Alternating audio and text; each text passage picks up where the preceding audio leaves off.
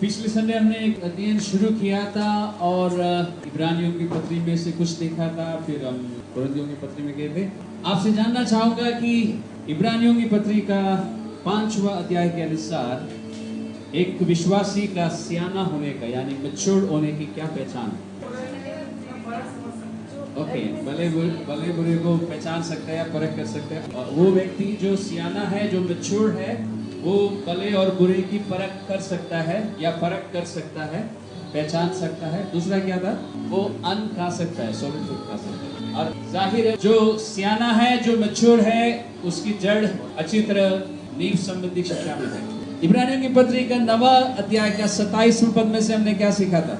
Okay, सबको मरना है और फिर एक दिन न्याय के लिए सब खड़े हो जाएंगे। ठीक है, गुड। कुरिन्थियों की पहली पत्री का 15वां अध्याय में से हमने क्या सीखा था? 21वें पद में से एक गुप्त बात के विषय में हमने सीखा था। वो क्या था? 21 में था। आदम के द्वारा जब बहुत आई सालों के लिए ओ सॉरी, 21 में नहीं, 51 में, 51 में एक गुप्त बात जो प्रकट हुई थी कलीसिया पर। वो क्या थी?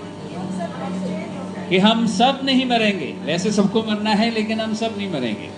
अच्छी बात है। आप लोगों को कुछ बातें याद हैं। हमेशा ध्यान रखना, प्रेरितों के काम का 17वां अध्याय का 11वां पद इस चर्च के सारे विश्वासियों को अच्छी तरह से मालूम है। जो कुछ आप विश्वास करते हैं उसके लिए आप जिम्मेदार हैं। जो कुछ मैं सिखाता हूं, मैं जिम्मेदार हूं। आप उन शिक्षाओं को अच्छी तरह से देखेंगे, खुद अपना अध्ययन करेंगे। तो अभी हम रिसरेक्शन यानी मरे हुओं का जी उठने के विषय में यानी पुनरुत्थान के विषय में अध्ययन कर रहे हैं। और हमने अभी तक देखा कि हर व्यक्ति, चाहे वो विश्वासी हो या अविश्वासी हो, एक दिन मरना होगा।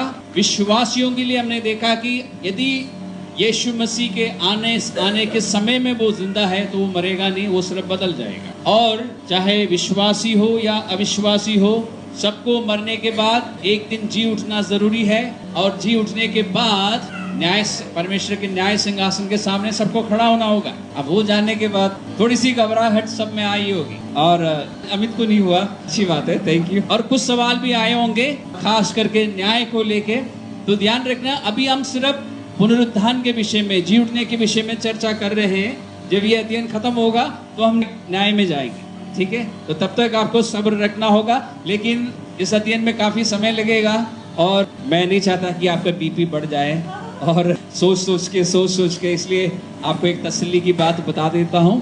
यूहन्ना का सुसमाचार को निकालिए, 3रा अध्याय खोलिए, और उसमें एक वर्स है जो बहुत ही फेमस है, वो सब जानते हैं, रटा हुआ है, उसका 16वां पद, उसको पढ़िए। थोड़ी सी तसल्ली देने के बाद फिर हम पुनरुत्थान के बारे में देखेंगे। इस 3रा अध्याय का 16वां पद में लिखा है कि परमेश्वर ने संसार से यानी हम सब लोगों से, सिर्फ इस चर्च में बैठने वाले लोग नहीं, इस पूरी दुनिया के लोगों से इतना प्रेम किया कि अपना एकलौता पुत्र दे दिया, ताकि जो कोई उस पर विश्वास करे वो नाश ना हो। थोड़ी सी तसल्ली है ना कि अगर हमने विश्वास किया है तो न्याय के समय में हम नाश नहीं होंगे। ठीक है, बीपी नॉर्मल रहेगा ना? ठीक है। अब लेकिन आप भूल सकते हैं इस बात को, क्योंकि कई बार अच्छी चीजें हम जल्दी भूल जाते हैं और घबराने वाली बातें हम थोड़ा समय के बाद भूलते हैं। इसलिए 17वां पद को भी पढ़ लीजिए। इस 17वां पद में लिखा है कि परमेश्वर यीशु मसीह इस संसार में इसलिए नहीं आया कि वो लोगों को सजा सुनाने के लिए यीशु मसीह नहीं आया था। शायद आपको याद होगा, जब आत्मा के द्वारा चलाए चलने के विषय में हम अध्ययन कर रहे थे, मैंने आपको बताया था कि यीशु मसीह ने कहा कि मैं परमेश्वर का क्या प्रचार करने के लिए आया हूँ?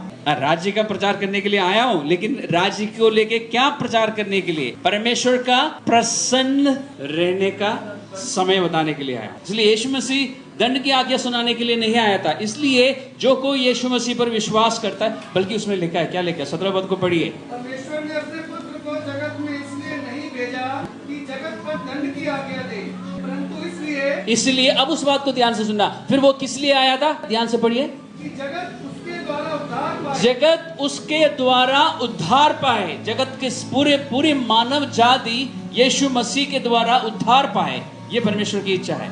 इसलिए जो उद्धार पाते हैं उनके साथ क्या होगा? 18 पद को पढ़ते हैं। जो उस पर विश्वास करता है उस पर दंड की आज्ञा नहीं होती। और आप सब क्या बोलेंगे?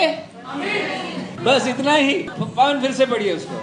जो उस पर विश्वास करता है उस पर दंड की आज्ञा नहीं होती। उस पर दंड की आज्ञा नहीं होती। तो न्याय के समय में आप पर दंड की आज्ञा नहीं है। फिलहाल इतना काफी है ना। अब आपके पास और भी सवाल आएंगे, फिर क्या न्याय होगा, फिर किस बात का न्याय होगा, वो सब कुछ हम धीरे धीरे सीखेंगे, क्योंकि ये नीव संबंधी शिक्षा है, ये हमें मालूम होना चाहिए। और जब हमें पता चल जाएगा उसके अनुसार हम क्या करेंगे, विश्वास करने से पहले क्या करेंगे, मन फिराएंगे। हम अपने पुराने विचारों को हटाएंगे, तभी तो हम विश्वास कर पाएंगे। इसलिए ये नीव संबंधी शिक्षा में सबसे पहले क्या पाया जाता है, मन फिराना, उसके बाद विश्वास। तो तसल्ली है ना सबको, अभी हम आगे जा सकते हैं ना। तो पर जिन्होंने विश्वास किया है उस पर दंड की आज्ञा नहीं है। अब सवाल ये आता है कि मरने के बाद जी उठना तो है, लेकिन उस और मरने का और जी उठने के बीच में क्या होगा। जो लोग मर गए हैं, जो लोग सो चुके हैं, वो क्या अभी जी उठे हैं क्या, नहीं, जी उठेंगे।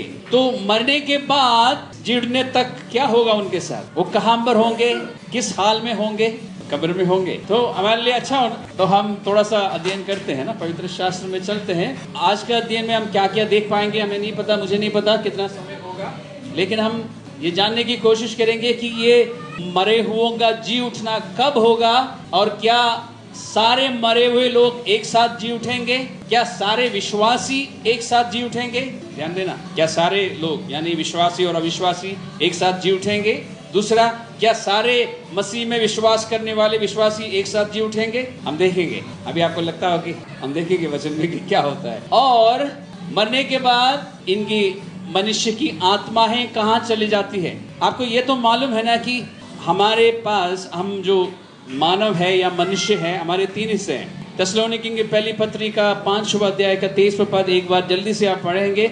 ये बात आपको मालूम है, फिर भी एक बार देखना अच्छा रहता है ताकि हम बेसिक बातों को भूल ना जाए। 5:23 में लिखा है कि शांति का परमेश्वर तुम्हें यानी पूरा इंसान को, यानी तुम्हारी आत्मा, प्राण और देह को, हिंदी में पढ़िए पवन क्या लिखा है, शांति का परमेश्वर आप भी तुम्हें पूरी रीति से, वो जो पूरी रीति से लिखा ना, इसका मतलब पूरा इंसान को, यानी एक सिर्फ आधा इंसान को या 1/3 इंसान को पूरी रीति से। क्या क्या है उसमें, और तुम्हारी आत्मा और प्राण और देह। तो तीनों चीजों को परमेश्वर क्या करेगा, हमारे प्रभु यीशु मसीह के आने तक, प्रभु यीशु मसीह के आने तक क्या करेगा, वो पूरे और निर्दोष सुरक्षित रहे, वो सुरक्षित रखेगा। ठीक है, अब इसमें बहुत सारी चीजें हैं, क्योंकि हमारे शरीर को भी वो सुरक्षित रखेगा, हमारे प्राण को भी वो सुरक्षित रखेगा, हमारी आत्मा को भी वो सुरक्षित रखेगा। कब तक रखेगा, यीशु मसीह कब आएगा, आने तक वो सुरक्षित रखेगा। ठीक है, अब हम चलते हैं, एक और पद देखते हैं। उत्पत्ति का पुस्तक का 2 अध्याय का 7वां पद को देखिए। 2 अध्याय का 7वां पद में लिखा है कि परमेश्वर ने मनुष्य को इस मिट्टी में से बनाया, या उसकी शरीर की रचना जो है पृथ्वी में से मिट्टी निकाल के उसमें से किया। 2 का 7 पढ़िए प्लीज।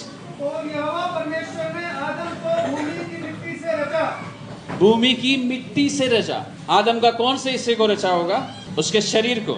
इस शरीर को परमेश्वर ने मिट्टी में से बनाया, इसलिए मृत्यु के बाद इस शरीर के लिए अवश्य है कि वो वापस मिट्टी में मिल जाए। आपके बाइबल में एक पुस्तक है सबोपदेशक, भजन संहिता और नीति वचन के बाद है वो, उसका 12वां अध्याय का 7वां पद को देखिए। जो कुछ भी मैं बता रहा हूँ मैं आपको बाइबल से दिखाते जाऊंगा। अब परमेश्वर की विधि के अनुसार शरीर जो मिट्टी से बना था वो वापस मिट्टी में मिल जाएगा, और आत्मा जहां से आया था वहां पे वापस जाएगा। 12 का 7। इंसान का शरीर कैसे बना था, मिट्टी से बना था। उत्पत्ति के पुस्तक का 2 का 7 में हमने देखा था। इसलिए उस शरीर को कहां वापस जाना होगा, मिट्टी में वापस मिलेगा। चाहे आप उसको दफनाए या उसको जलाए, वापस मिलेगा कहां पे, वो इस मिट्टी में मिल जाएगा। लेकिन आत्मा जो है परमेश्वर की ओर से मिला था, इसलिए वापस कहां जाएगा, परमेश्वर के पास जाएगा। क्योंकि मिट्टी से बनाने के बाद क्या लिखा है 2 का 7 में, और थोड़ा सा और आगे पढ़ेंगे उसमें लिखा है कि, इसमें नहीं, उत्पत्ति के पुस्तक में जहां पे लिखा है कि, जहां पे लिखा था कि उसने मिट्टी से हमारे शरीर को बनाया, उसके बाद लिखा कि उसके नथनों में परमेश्वर ने क्या किया था, सांस फूंक दिया था, तब वो क्या बना। उससे पहले सिर्फ वो मिट्टी का एक पुतला जैसे था, लेकिन जब सांस होगा तो वो जीवित प्राणी हो गया। तो आत्मा और प्राण जो है परमेश्वर की ओर से है, इसलिए वापस, बल्कि बाइबल में कहीं लिखा नहीं कि प्राण के साथ क्या होगा, इसलिए मैं उसके बारे में आपको बता नहीं सकता। आत्मा के लिए साफ रीति से लिखा कि आत्मा परमेश्वर के पास जाएगा। अब इस शरीर को बनाने के लिए परमेश्वर ने मिट्टी इस्तेमाल किया, जो कि एक ऐसी चीज है ना जिसको हम छू सकते हैं, महसूस कर सकते हैं, देख सकते हैं, लेकिन आत्मा को हम देख नहीं सकते, प्राण को भी हम देख नहीं सकते। वो दोनों प्राण के लिए साफ रीति से लिखा नहीं है, इसलिए मैं अभी कुछ नहीं बोल सकता। बाइबल में है नहीं, काफी छानबीन किया, कहीं नहीं है। आत्मा परमेश्वर के पास वापस जाएगा। अभी फिलहाल स्पष्ट रूप से हमें इतना पता है कि मृत्यु के बाद शरीर जो है मिट्टी में मिल जाएगा और आत्मा जो है परमेश्वर के पास वापस जाता है। प्राण भी साथ ही जाता होगा, क्योंकि जब आत्मा आया था प्राण के साथ ही आया। 2 के 7 में लिखा ना कि परमेश्वर ने क्या किया, जीवन का सांस होगा तो वो एक जीवित प्राणी बन गया, और परमेश्वर ने मनुष्य को अपने स्वरूप में बनाया था, इसलिए आत्मा उसके अंदर है। आत्मा शायद आत्मा और प्राण एक साथ जाता होगा, 100% मुझे नहीं पता, इसलिए मैं नहीं बता रहा हूँ। अब ये लिखा है कि आत्मा वापस परमेश्वर के पास जाएगा, इसका मतलब क्या है, वो परमेश्वर के साथ रहेगा, या परमेश्वर के पास जाने के बाद क्या होगा उस बाइबल में कहीं है। जब हमारा शरीर यहाँ पर खत्म हो जाता है और हमारी आत्मा जो है उसी समय परमेश्वर के सामने चला जाता है, उसके बाद क्या होगा? न्याय तो नहीं होगा ना? न्याय क्यों नहीं होगा? अभी हम थोड़ी देर में चर्चा कर चुके हैं। न्याय क्यों नहीं होगा? न्याय जी उठने के बाद होगा। फिर हमने पिछली बार देखा था ना कि हमने जो कुछ इस शरीर में रह के किया उसके अनुसार न्याय होगा, इसलिए हमें शरीर में उसके सामने खड़ा होना होगा। जब आत्मा अकेली परमेश्वर के पास सामने चली जाएगी तो क्या होगा? कुछ भी नहीं होगा। ठीक है, फिर क्या करेगी वो आत्मा? ये सही है कि वो आत्मा जो है पुनरुत्थान या जी उठने तक, शरीर का जी उठने तक, फिर से जीवित होने तक वो वेट करेगी, लेकिन कहाँ पे करेगी? बाइबल में है, हम चलते हैं। इस बारे में हम सब कुछ नहीं जानते। आपको व्यवस्था विवरण का 29वां अध्याय का 29वां पद याद होगा। यस, गुप्त बातें परमेश्वर के वश में हैं, लेकिन जो कुछ उसने हम पर जाहिर किया है वो हमारे लिए। इसलिए ऐसा है कि कुछ परमेश्वर ने हमें बताया है ताकि हमें मालूम हो, लेकिन सब कुछ नहीं बताया। बाइबल में कुछ ऐसे पैसेजेस है जहाँ से हमें मालूम चल जाता है कि मरने के बाद आत्मा जो परमेश्वर के सामने जाती है, उसके बाद उसका क्या होगा और किस हाल में होगा। साफ रीति से कहूं तो बाइबल के अनुसार विश्वासी लोग, जो जिनको पवित्र शास्त्र धर्मी जन कहते हैं, वो एक अलग जगह पे जाएंगे, और जो अधर्मी है वो एक अलग जगह पे जाएंगे। यशायाह नबी की पुस्तक का 14वां अध्याय, 14th chapter of the book of Isaiah, 14वां अध्याय का 9वां और 10वां पद को पढ़िए। पाताल के नीचे अधोलोक में तुझसे मिलने के लिए हलचल हो रही है। वह तेरे लिए मुर्दों को अर्थात पृथ्वी के सब सेवारों को जगाता है, और वह जाति जाति से सब राजाओं को उनके सिंहासन पर से उठा खड़ा करता है। वे सब तुझसे कहेंगे, क्या तू भी हमारी नाई निर्बल हो गया है? क्या तू हमारे समान ही बन गया? अब इससे क्या पता चल जाता है?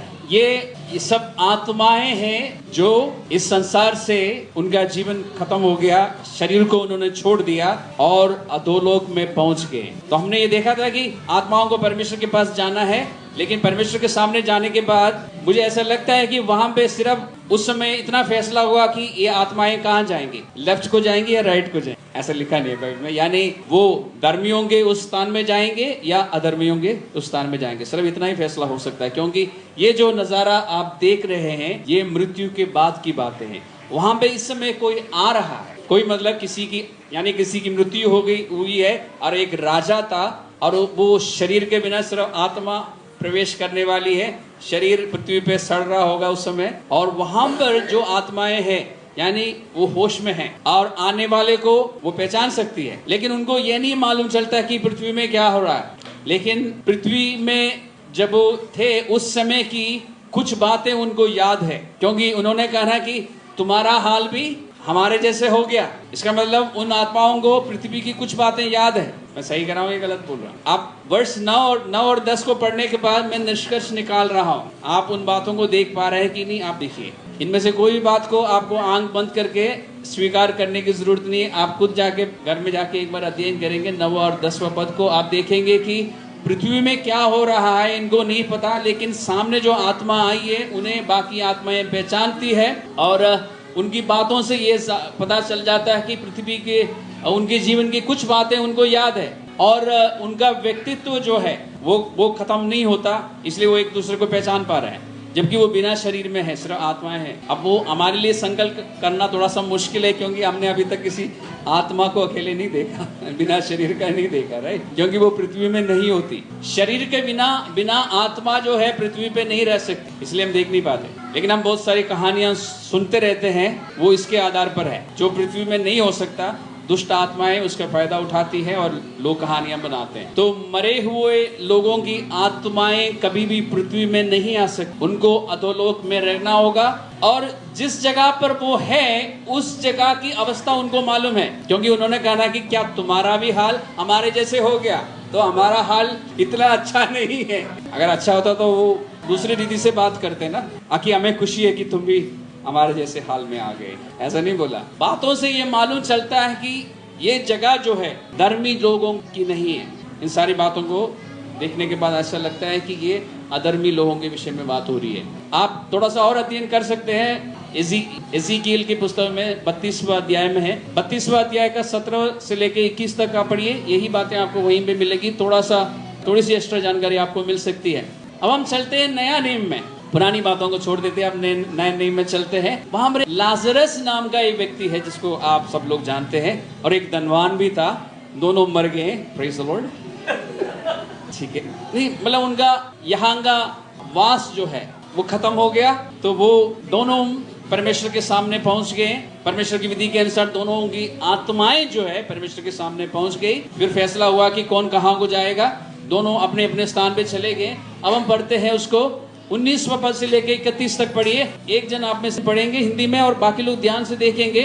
16वां अध्याय बोला था ना मैंने, 16 का पत्री नहीं, लूका का सुसमाचार, सॉरी मैंने बोला नहीं शायद आपको, कहाँ पर है, लूका रचित सुसमाचार का 16वां अध्याय का 19 से लेके 31 तक है, जल्दी से पढ़ेंगे। एक धनवान मनुष्य था जो बैंगनी कपड़े और मलमल पहनता और प्रतिदिन सुख विलास और धूमधाम के साथ रहता था, और लाजर नाम का एक कंगाल घावों से भरा हुआ उसकी देवड़ी पर छोड़ दिया जाता था, और वह चाहता था कि धनवान की मेज पर की जूठन से अपना पेट भरे, और हम कुत्ते भी आकर उसके घावों को चाटते थे। और ऐसा हुआ कि वह कंगाल मर गया, और स्वर्गदूतों ने उसे लेकर इब्राहिम की गोद में पहुंचाया। अब ध्यान रखिए, ये जो कंगाल या ये गरीब इंसान जो था, उसके लिए लिखा है कि जब वो मर गया, उसको यानी उसकी आत्मा को, उसके शरीर को नहीं, शरीर पृथ्वी में मर जाता है ना, तो उसकी आत्मा को स्वर्गदूत कहाँ पहुंचाया? तो जिस जगह में धर्मी लोग जाते हैं उसके लिए बाइबल हमें बताती है उस जगह का नाम है इब्राहिम की गोद, द बूसम ऑफ एब्राहिम, और कुछ परमेश्वर नाम नहीं बताता मैं फिलहाल। वहां पहुंचा दिया। उसके बाद की बातें चर्चा जो ये हो रही है कि वहां पर उसका हाल अच्छा था, उसकी आत्मा का, और वो धनवान जो मर गया उसके लिए नहीं लिखा है कि वो इब्राहिम की गोद में पहुंचा दिया गया, वो भी एक दूसरी जगह पर है। हम पढ़ सकते हैं, वे धनवान भी मरा और गाड़ा गया, लेकिन उसके लिए नहीं लिखा है कि स्वर्गदूत ने उसको इब्राहिम की गोद में पहुंचाया, स्वर्गदूत ने उसको कहीं और पहुंचाया। लिखा है कि अब स्वर्गदूत लेके एस्कॉर्ट मिला है नहीं मिला, ये नहीं लिखा है। हाँ, विश्वासियों के लिए, उस समय के विश्वासियों के लिए लिखा है कि एस्कॉर्ट्स आते हैं, स्वर्गदूत आते हैं, ले जाते हैं, और इब्राहिम की गोद, उस जगह का नाम है इब्राहिम की गोद, ठीक है, वहां पे उसको पहुंचाते हैं। जो अधर्मी है, जो जिन्होंने यहोवा परमेश्वर पर विश्वास नहीं किया, उनके लिए लिखा है कि वो मर गया और वो गाड़ा गया। उसके बाद विद एस्कॉर्ट या विदाउट एस्कॉर्ट नहीं पता मुझे, लेकिन वो उस जगह पे उसके लिए जो नियुक्त जगह है वहां पर वो पहुंचा दिया गया। उस जगह का नाम क्या है? अधोलोक में उसने पीड़ा में पड़े हुए, तो वहां का हाल कुछ और है। अभी ध्यान रखना, अभी न्याय नहीं हुआ है, अभी तो रेस्ट पीरियड है आत्माओं के लिए। लेकिन अधर्मी लोगों की आत्माओं का हाल थोड़ा सा ऐसा है, वहां पे थोड़ी सी तकलीफ है आत्माओं को। शरीर नहीं है वहां, सिर्फ आत्मा है, आत्मा को थोड़ी सी तकलीफ है, और उस तकलीफ में रहकर उसने लिखा है कि उसने आंखें उठाई और दूर से अब्राहम की गोद में लाजर को देखा और पहचाना। लिखा नहीं है, लेकिन लिखा कि लाजर को देखा, इसका मतलब उसने पहचाना लाजर। चाहे आप अधोलोक में रहे या इब्राहिम की गोद में रहे, आत्मा एक दूसरे को पहचान सकती है। ये हमने यशायाह नबी की पुस्तक में भी देखा था। यशायाह नबी की पुस्तक में सिर्फ अधर्मी लोगों के बारे में देखा था, यहाँ पर हम दोनों के बारे में देख रहे हैं। आप लोग सब मेरे साथ है ना अभी? ओके, कुछ मिसिंग तो नहीं है ना? कुछ समझ में नहीं आया तो आप पूछ सकते हैं। और दूर से इब्राहिम की गोद में लाजर को देखा, तब उसने पुकार कर कहा, थोड़ा सा दूर है इसलिए पुकारना पड़ा। या हो सकता है कि मोटा सा स्क्रीन हो शीशे का, मैं पृथ्वी की भाषा में बोल रहा हूँ, ठीक है? एक दूसरे को आप देख सकते हैं दूर में, लेकिन आवाज वहां तक पहुंचने के लिए पुकारना होगा जोर से। तो उसने जोर से पुकारा लिखा, जोर से नहीं लिखा तो हम डिलीट करते हैं उसको, जो हम मिलाना नहीं चाहिए कोई वर्ड, ठीक है? तब उसने पुकार कर कहा, हे पिता अब्राहम, मुझ पर दया करके लाजर को भेज दे, ताकि वे अपनी उंगली का सिरा पानी में भिगोकर, विस्तार रूप से प्रार्थना कर रहा है वो, ठीक है? जैसे आजकल हम लोग करते हैं वैसे सारे डिटेल में बता रहा है इब्राहिम से मुझे क्या चाहिए। मेरी जीभ को ठंडी करे, क्योंकि मैं इस ज्वाला में तड़प रहा हूं। तो इतना पता चलता है कि अविश्वासियों की आत्मा जहां पर है वहां पर थोड़ी सी गर्मी है और प्यास लगती है। अब मैं अभी तक गया नहीं इसलिए मैं एक्जैक्टली नहीं बता सकता थोड़ी एक ज्यादा है और मैं जाने का उम्मीद भी नहीं करता वहां पर मेरा तो निश्चय है कि मैं वहां नहीं जाऊंगा। लेकिन उनका क्या होगा जिन्होंने विश्वास नहीं किया, जो हमारे अपने हैं। हम बहुत प्यार करते हैं ना अपने रिश्तेदारों को, मित्रों को, लेकिन एक रियलिटी देख लीजिए, अगर उन्होंने उद्धार नहीं पाया वो यहाँ जाएंगे, फिर उसके बाद वो जी उठेंगे, फिर उनका न्याय भी होगा। लेकिन न्याय होने से पहले भी उनका हाल ये है। ये मैं आपको डराने के लिए नहीं बता रहा हूँ, आपके अंदर गिल्ट फीलिंग लाने के लिए भी नहीं कह रहा हूँ, लेकिन एक सच्चाई है। हमारे अपने लोग जिन्होंने अभी तक विश्वास नहीं किया, जिनको अभी तक हमने भी ठीक से नहीं बोला, क्योंकि हम उनको ठेस पहुंचाना नहीं चाहते या दुख पहुंचाना नहीं चाहते, उनका हाल ये होगा। एक एस्केप रूट आपको बताता हूँ। बताओ, आप ये प्रार्थना कर सकते हैं, परमेश्वर मेरे अंदर तो हिम्मत है नहीं बोलने की, किसी और को भेज दे। रोज ये तो प्रार्थना कर सकते हैं ना, ये तो आप कर सकते हैं ना कि परमेश्वर किसी और को भेज दो उनके पास, ताकि वो उनको सुसमाचार सुनने का मौका मिले। सुनने के बाद वो, प्रभु मैं प्रार्थना करता हूँ कि वो फैसला भी करे, ठीक फैसला करे। ये तो प्रार्थना कर सकते हैं ना, ताकि हमारे अपने लोग इस जगह पे ना जाए। ये मैं खुद भी करता हूँ। ओके, इब्राहिम से बात हुई, इब्राहिम ने जवाब दे दिया। 25वें पद में लिखा है, परंतु अब्राहम ने कहा कि हे पुत्र। देखो कितने प्यार से बात करता है अब्राहम वहां से, यानी परमेश्वर का नेचर आपको इसमें दिख रहा है ना। इब्राहिम बड़े मजे में बैठा है वहां पे, मुझे ऐसा लगता है, लेकिन उसने गुस्से में बात नहीं करी, बहुत प्यार से बात किया। हे पुत्र स्मरण कर। अब देखिए इसका मतलब हम याद कर सकते हैं, पृथ्वी में जब हम थे उस समय की कुछ बातें हम याद कर सकते हैं। सारी बातें याद रहती है कि नहीं, लेकिन कुछ बातें हमें जरूर याद होगी इन पदों के अनुसार। अब्राहम ने कहा कि स्मरण कर कि तू अपने जीवन में अच्छी वस्तुएं ले चुका है। और फिर क्या हुआ था? और लाजर के बारे में तुझे पता है, क्योंकि वो तेरी डेवड़ी में बैठा रहता था, तुझे पता है अच्छी तरह। उस समय तुमने कुछ नहीं किया उसके लिए परंतु अब वे यहाँ शांति पा रहा है। तो इसका मतलब विश्वासी लोग जहां पर भी जाते हैं, यानी उनकी आत्मा जहां पर भी जाके वास करती है, उस जी उठने के, शरीर के जी उठने तक वहां पर शांति है, वहां पर आराम है। ये जान के खुशी है, तो डरने की जरूरत नहीं है। यानी रोमियो की पत्री का 10वां अध्याय का 9वां पद के अनुसार वहां पे लिखा है ना कि तू निश्चय उधार पाए। ये नहीं कि शायद परमेश्वर की इच्छा रही था, ऐसा नहीं है ना, सबको पता है ना। तो जब हमने यीशु मसीह पर विश्वास किया है, निश्चय हमारा उद्धार हुआ है। हमें बीच बीच में देखने की जरूरत नहीं पक्के में हुआ है कि यीशु मसीह मेरा उद्धार हो चुका है ना, ऐसा नहीं। अगर हमने विश्वास किया है तो निश्चय हमारा उद्धार हो चुका है, और मृत्यु के बाद शरीर यहाँ पे सड़ जाएगा, खत्म हो जाएगा, लेकिन हमारी आत्मा ऐसी जगह पे पहुंच जाएगी। फिर हमारी आत्माएं जो है इंतजार करेंगी यीशु मसीह का आने का। जानकर खुशी है?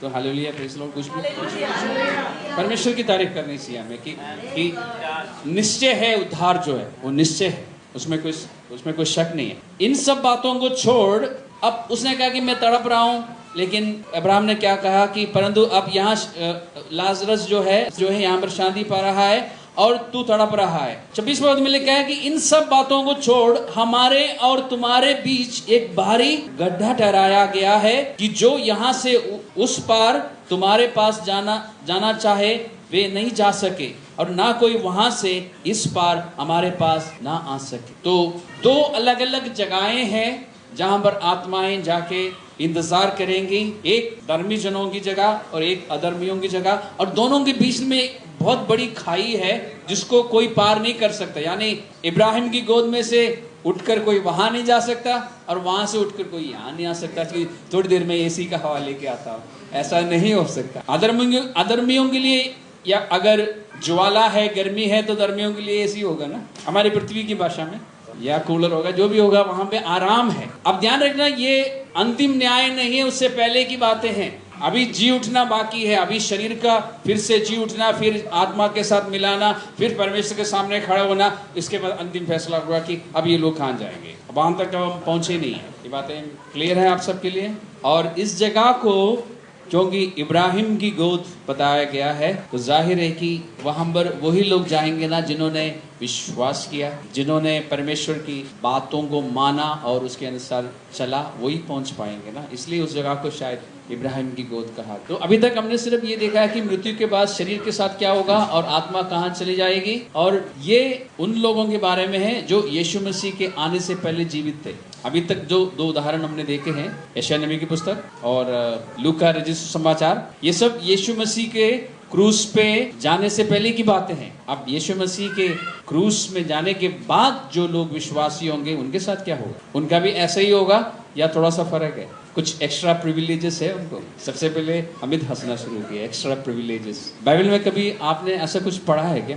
ध्यान नहीं आ रहा है। तो हम शुरू करते हैं हम यीशु मसीह से, क्योंकि बाइबल के अनुसार यीशु मसीह मरे हुए से जी उठने वालों में पहलौठा है, यानी सबसे पहले मरने के बाद सिर्फ यीशु मसीह जी उठा है। अब आपके मन में सवाल आ सकता है, इससे पहले कि आप सवाल लेके घूमे, आपको बताता हूँ। यीशु मसीह ने कई लोगों को जीवित किया था, लाजरस, एक दूसरा लाजरस, ठीक है। प्रेरितों ने भी बहुत सारे लोगों को जीवित किया, और आज भी मसीही लोगों के द्वारा लोग मृत्यु के बाद जीवित किया जाते हैं। लेकिन बाइबल उन लोगों के लिए पुनरुत्थान शब्द इस्तेमाल नहीं करती। वो जीवित हो गए, कुछ समय और जिंदा रहे, इसके बाद मर गए।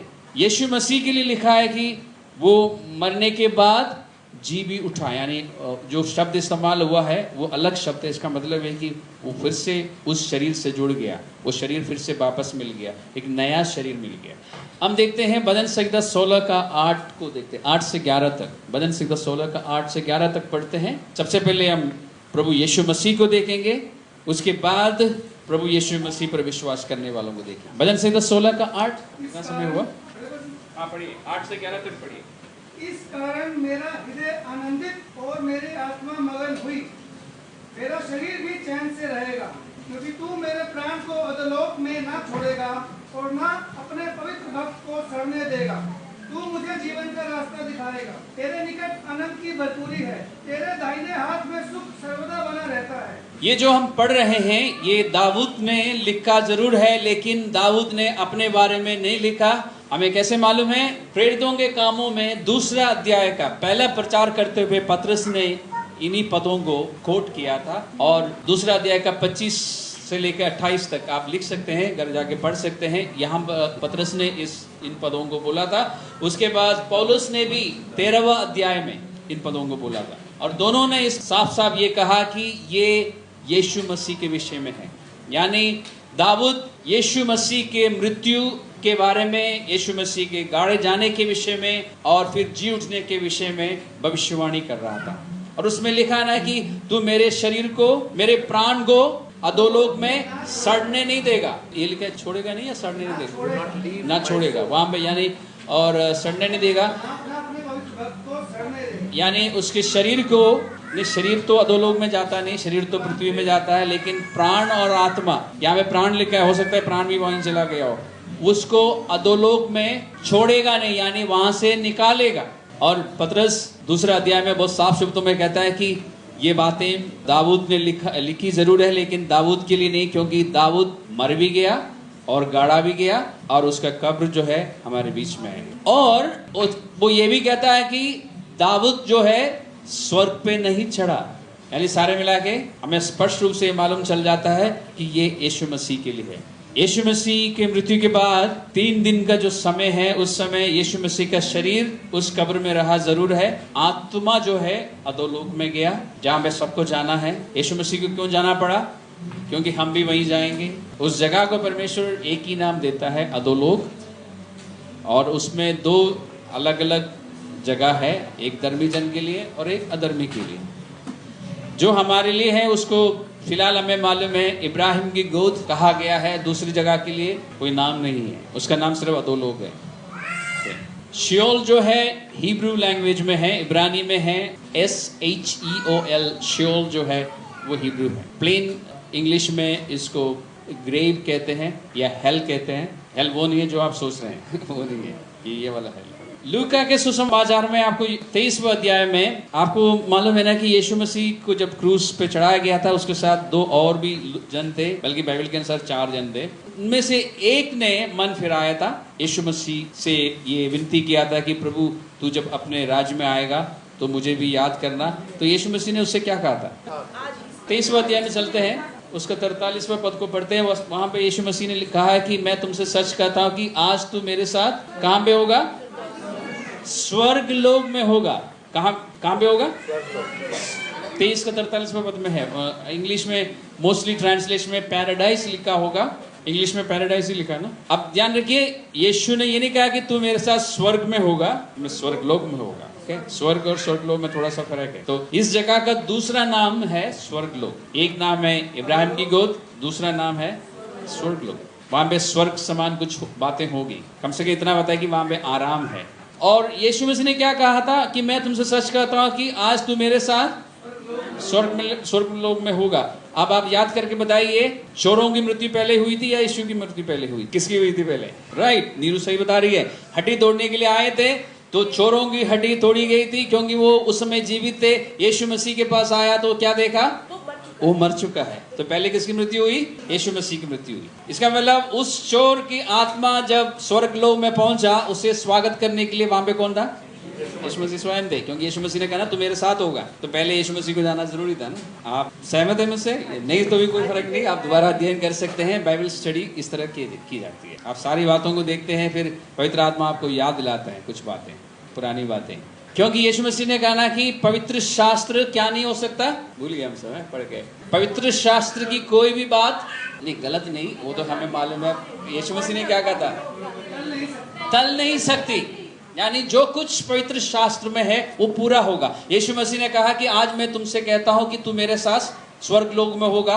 तो जरूरी था कि यीशु मसीह पहले मरे और पहुंच जाए, ताकि जब वो व्यक्ति आए यीशु मसीह उसका स्वागत कर सके। यीशु मसीह ने ये नहीं कहा कि तू पहुंच जाएगा और मैं भी तेरे पीछे आऊंगा, कि तू मेरे साथ होगा, ये नहीं कि मैं तेरे साथ हूंगा। पवित्र शास्त्र में एक जगह यीशु मसीह ने ये भी कहा था, एक जगह कहा था कि पवित्र शास्त्र की कोई भी बात टल नहीं सकती। यीशु मसीह ने ये भी कहा था ना कि पवित्र शास्त्र की एक एक बात, यहाँ तक कि जो बिंदी और मात्रा हम डालते हैं ना हिंदी में, वो तक पूरा होगा। इसका मतलब पवित्र शास्त्र में जो हम पढ़ते हैं ना, उसको पढ़ के ऐसे हम उसको टाल नहीं सकते कि चलो ये नहीं, एक एक चीज पूरी होगी। आप गॉस्पल्स को क्या बोलते हैं? हम सुसमाचार। आप 4 गॉस्पल्स को पढ़ने के बाद पुराना नियम पढ़ना शुरू कीजिए, आपको दिखाई देगा कि एक एक बात बहुत ही बारीकी से पूरी हुई है। कितना महान परमेश्वर है हमारा। परमेश्वर अपनी बातों को याद रखता है। ऐसे नहीं कि परमेश्वर ने कहा और भूल गया, चलो अच्छा मैंने ऐसा बोला था। एक एक बात पूरी हो जाती है।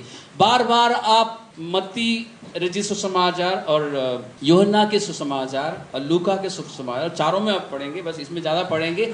ये यूं इसलिए हुआ ताकि वो भविष्यवाणी पूरी हो जाए। यहाँ तक कि यीशु मसीह का एक गधे पर बैठना, एक बार एक गधे पर बैठना और एक बार एक गधे के साथ उसके बच्चा भी था, दोनों के दो बार यीशु मसीह आए ना यरूशलेम में। पता नहीं आया कि नहीं आया, चलो पढ़िए। ये सब बारीकी से पूरी हुई है। इसका मतलब जो कुछ हम आगे पढ़ेंगे वो सब भी पूरी तरह पूरी होगी। हमें सोचने की जरूरत नहीं है कि ये होगा क्या, ऐसा होगा क्या, नहीं होगा। यीशु मसीह ने जो कुछ कहा। हमें मालूम है कि यीशु मसीह की मृत्यु के बाद शरीर जो है कब्र में रखा गया था, आत्मा उस जगह पहुंच गई जिसको स्वर्ग लोक कहते हैं। चोर की आत्मा भी वहां पर पहुंच गई, उसका स्वागत हुआ। उसके बाद यीशु मसीह की आत्मा कहाँ चला गया? परमेश्वर के पास, पिता के पास जाना चाहिए। हाँ, नहीं गया परमेश्वर, उसने कहा कि मैं अभी गया नहीं हूँ पिता के पास। ओके, उससे पहले नहीं, आप लोग थोड़ा सा गड़बड़ कर रहे हैं। मरियम ने जब यीशु को देखा था, यीशु को किस हाल में देखा था? यीशु की आत्मा को देखा था या शरीर में देखा था? तो यीशु मसीह का पुनरुत्थान हो चुका था, रिजरेक्शन हो चुका था। रिजरेक्शन के बाद वो पिता के पास गए, लेकिन 3 दिन और 3 रात शरीर कब्र में रहा। आत्मा हमें मालूम है कि स्वर्ग लोक गया, और उसके बाद और भी कहीं गया यीशु मसीह? गया? कैसे पता है? प्रचार किया उसने जो पहले से। हाँ राइट, प्रचार किया है। तो हम चलते हैं पतरस की पहली पत्री का 3रा अध्याय। 18 पद 18, 19 और 20। इसलिए कि मसीह ने भी अर्थात अधर्मियों के लिए धर्मी ने पापों के कारण एक बार दुख उठाया ताकि हमें परमेश्वर के पास पहुंचाए। वह शरीर के भाव से तो घात किया गया पर आत्मा के भाव से जिलाया गया। उसी में उसने जाकर कैदी आत्माओं को भी प्रचार किया जिन्होंने उस बीते समय में आज्ञा न माना जब परमेश्वर नूह के दिनों में धीरज धरकर ठहरा रहा और वह जहाज बन रहा था जिसमें बैठकर थोड़े लोग अर्थात 8 प्राणी पानी के द्वारा बच गए। तो यीशु मसीह पहले मरने के बाद यीशु मसीह की आत्मा उस स्वर्ग लोक या पैराडाइज या इब्राहिम की गोद उस जगह पे गए। उसके बाद फिर और नीचे गए। okay? तो बाइबल के अनुसार ये ऊपर नीचे है। कैसे पता है? लिखा है कि वो वहां पे गया, वहां पे प्रचार किया उन आत्माओं को जो कैद में थे। उसके बाद फिर वापस स्वर्ग लोक में आया। टाइम पूरा हो गया, यीशु मसीह का शरीर आत्मा से जुड़ गया क्योंकि 72 घंटे के बाद उससे ज्यादा यीशु मसीह को वहां पे रहने की जरूरत नहीं थी। इफिसियों की पत्री में चलते हैं, 4 अध्याय में है ना इफिसियों की पत्री का 4 का 9 और 10 पढ़िए। इफिसियों की पत्री। उसके चढ़ने से और क्या पाया जाता है? केवल यह कि वह पृथ्वी की निचली जगहों में भी उतरा था, जगहों में उतरा भी था और जो उतर गया यह वही है जो सारे आकाश के ऊपर चढ़ भी गया। तो यीशु मसीह पृथ्वी के सबसे निचले स्थान में गया, यानी जहां पर अधर्मी लोगों की आत्माएं हैं वहां तक चला गया। okay? इसलिए हमें पता है कि वो सबसे नीचे है। फिलहाल इतना हमें मालूम है। अब इस समय के विश्वासियों के साथ क्या होगा? उनकी आत्माओं के साथ वही होगा जो उस समय के विश्वासियों के साथ हुआ था, या उससे हटकर कुछ होगा? एक्स्ट्रा प्रिविलेजेस होंगे, नहीं होंगे? वो हम किसी और संडे देखेंगे। क्योंकि तो अभी तक हमने क्या देखा है? सब मनुष्य को एक दिन मरना जरूरी है। मरने के बाद वो जी उठेंगे, उसके बाद उनका न्याय होगा। विश्वासियों के लिए जो मसीह में विश्वास करते हैं उनके लिए लिखा है कि यीशु मसीह के आते समय अगर वो जीवित है उनको मरने की जरूरत नहीं, उनके शरीर बदल जाएंगे। हमने ये भी देखा कि जो धर्मी लोग हैं, जो विश्वासी है, उनकी आत्माओं को एक शांति की जगह मिल जाती है मृत्यु के बाद, जहां पर वो आराम से रह सकते हैं और इंतजार कर सकते हैं जी उठने का। लेकिन जो लोग अधर्मी हैं उनको एक ऐसी जगह मिल जाती है जहां पर बहुत तकलीफ है। इतना पता है। हमारे लिए खुशी की बात यह है कि परमेश्वर ने हमसे इतना प्रेम किया कि हम पर दंड की आज्ञा नहीं है। यानी जब हम मर जाएंगे या अगर यीशु मसीह के आने में देर हुई तो हम मर जाएंगे, तो हमारा शरीर इस पृथ्वी पे मिल जाएगा, लेकिन हमारी आत्माएं उस जगह पर चली जाएंगी जहाँ पर आराम है, जहाँ पर तकलीफ नहीं है। लेकिन हमारे लिए कोई एक्स्ट्रा है, प्रिविलेजेस है, वो हम अगली बार देखेंगे। यहाँ पर हम रुक जाते हैं।